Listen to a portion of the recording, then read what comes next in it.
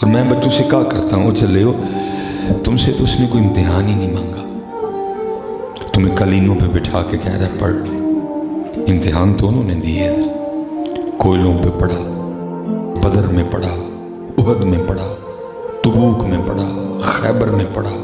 خندق میں پڑھا، کربلا میں پڑھا، نیزوں پہ بھی پڑھا، ہم سے تو امتحان ہی کوئی نہیں مانگا۔ میرے سیالکوٹ میں ایک بزرگ ہیں، وہ اکثر رو کے کہا کرتے ہیں اور فرماتے ہمارے بزرگ وہ تھے جنہوں نے لوہے کے چنے چبائے، اور ہم وہ ہیں کہ مکھن کھاتے ہوئے بھی دانت گھستے ہیں۔ اس لیے حضرت جب بھی اللہ اور اللہ کے رسول پاک کے ذکر کی باری آئے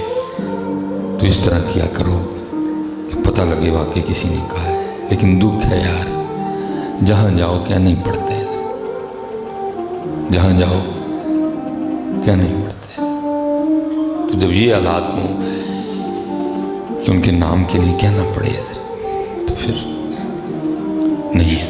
یا ایھا الذین آمنوا اذکروا اللہ ذکرا کثیرا۔ اچھا میں حضرت بڑی دیر نا کو گال ملے حضرت پتہ چلے فلا کثرت ذکر کیا ہوتی ہے حضرت۔ تو ایک دن اللہ نے کرم کیا،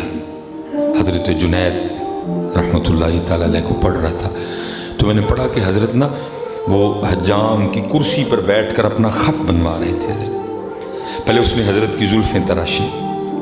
پھر اس نے حضرت کی داڑھی مبارک ٹھیک کی حضرت، پھر باری آئی حضرت کی مونچھیں ٹھیک کرنے کی۔ ذرا میری غلط ہے حضرت جی،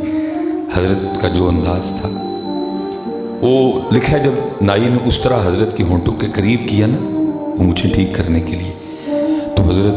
نائی کے پھٹے پر بیٹھ کر بھی اللہ کا ذکر کر رہے تھے،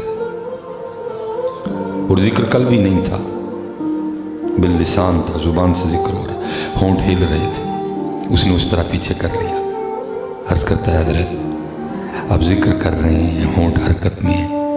یہ لوہے کا اس طرح ہے، یہ نہیں دیکھے گا لب دنیا دار کے ہیں کہ اللہ والے کی، یہ چلے گا تو کاٹ دے گا، آپ اس طرح کریں تھوڑی دیر کے لیے ذکر کا سلسلہ روک دیں